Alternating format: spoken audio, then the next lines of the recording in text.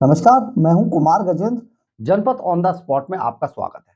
Arvind Kejriwal and company किस तरीके से अपने दुश्मनों को निशाना बनाती है, ये बात बार बार सामने आ रही है। एक बार फिर से दिल्ली की सतर्कता आयोग मंत्री आतिशी मार्लिनो ने एक बार चीफ सेक्रेटरी के ऊपर फिर से बड़ा हमला बोला है। इस बार आतिशी ने इस हमले में चीफ सेक्रेटरी पर आरोप लगाया है कि उन्होंने अस्पताल के एक सरकारी अस्पताल के जो रिसर्च विभाग था उसमें अपने बेटे की कंपनी को फायदा पहुंचाने के लिए काम किया, जिससे अस्पताल को करोड़ों का नुकसान हुआ है और इसमें करोड़ों रुपए का घोटाला किया गया है।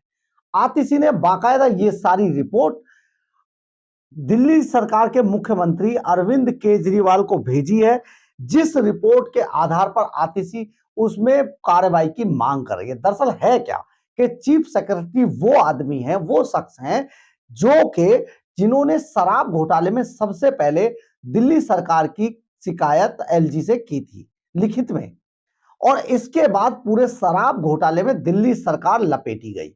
इसके अलावा भी चीफ सेक्रेटरी ने कई बार ऐसे मौके आए जिनमें के केजरीवाल के सामने हथियार नहीं डाले और उनकी जो गलत बातें थी उनको बाकायदा उजागर किया। जिस तरीके से केजरीवाल घोटाले कर रहे थे, घपले कर रहे थे, सरकार को नहीं मान रहे थे, कानून को नहीं मान रहे थे, एलजी के साथ लड़ाई कर रहे थे, वो सारी चीजें जो चीफ सेक्रेटरी नरेश कुमार हैं उन्होंने किसी भी रूप में हथियार नहीं डाले, इसलिए उसे बार बार अब लपेटने की कोशिश की जा रही है, वो यानी कि बदला निकाला जा रहा है।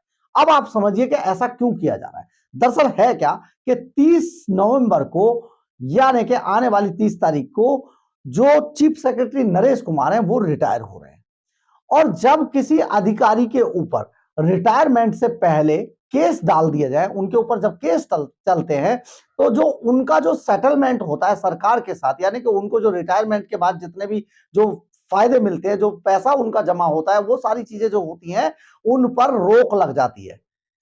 यानी कि इसका बदला चीफ सेक्रेटरी से अब दिल्ली सरकार अरविंद केजरीवाल एंड कंपनी इस तरीके से निकालना चाहती है।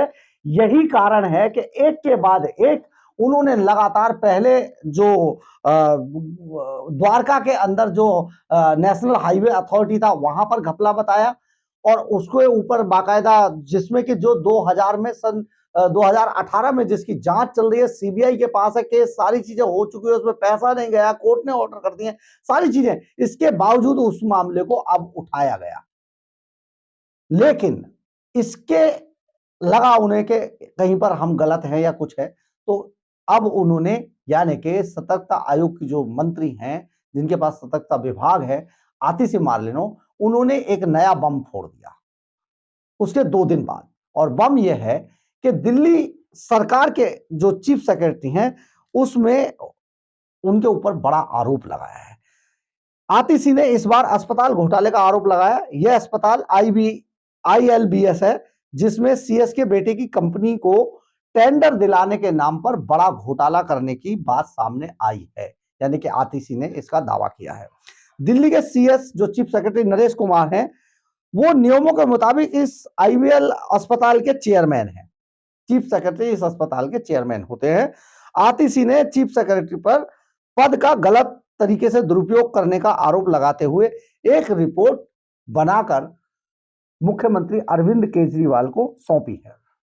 मंत्री का आरोप है कि चीफ सेक्रेटरी नरेश कुमार ने बिना टेंडर निकाले आर्टिफिशियल इंटेलिजेंस आधारित एक सॉफ्टवेयर डेवलप करने के लिए इसका प्रोजेक्ट अपने बेटे की स्टार्टअप वाली कंपनी को दे दिया। अब आप समझिए ये सारा मामला था क्या। दरअसल इसी साल 24 जनवरी को आईएलबीएस अस्पताल और एआई यानी कि आर्टिफिशियल इंटेलिजेंस आधारित कंपनी के बीच शोध कार्य करने यानी रिसर्च करने के लिए एक एमओयू साइन हुआ था। यह एमओयू 23 जुलाई को खत्म भी हो चुका है, यानी कि ये पूरा काम खत्म हो चुका है, और ये एमओयू 23 जुलाई को खत्म हो चुका है।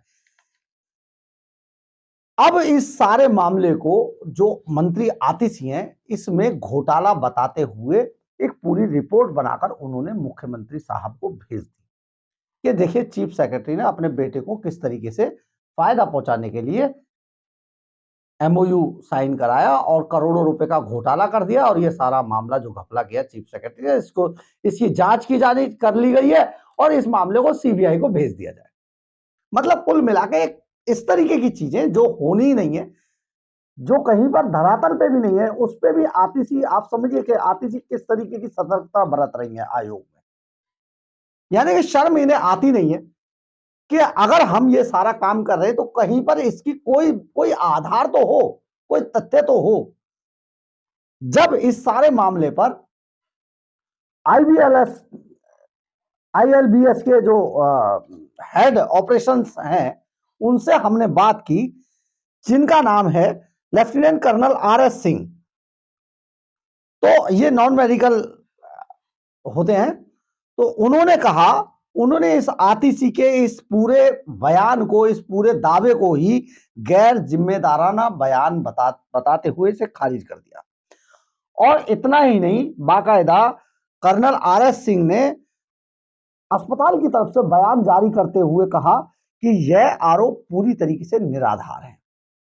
उन्होंने किसी भी आर्टिफिशियल इंटेलिजेंस आधारित सॉफ्टवेयर डेवलप करने के लिए किसी भी सॉफ्टवेयर निर्माता कंपनी या वेंडर को ऑर्डर देने या उसके लिए भुगतान करने की बात से साफ इनकार कर दिया। आप समझिए किसने किया? जो हेड ऑफ ऑपरेशंस हैं अस्पताल के, कर्नल आरएस सिंह ने।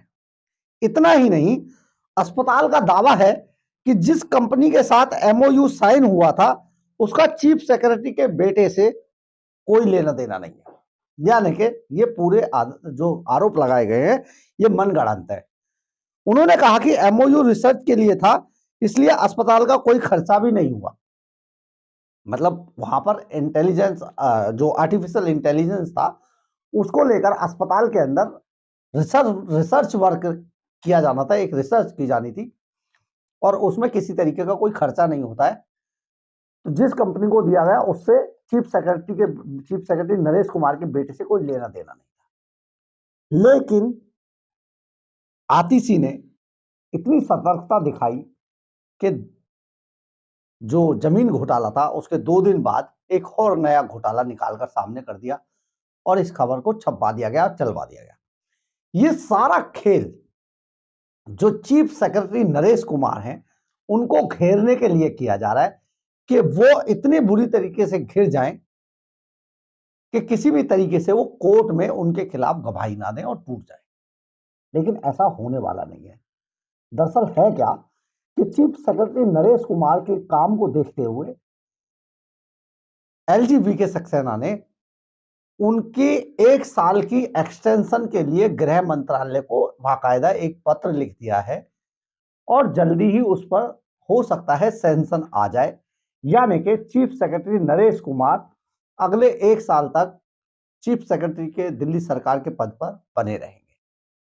तो उनका कुछ बिगड़ने वाला नहीं है। लेकिन केजरीवाल एंड कंपनी किस तरीके से अपने दुश्मनों को निपटाती है, किस तरीके से कितनी घटिया और छिचोरी राजनीति करती है, ये एक प्रमाण है।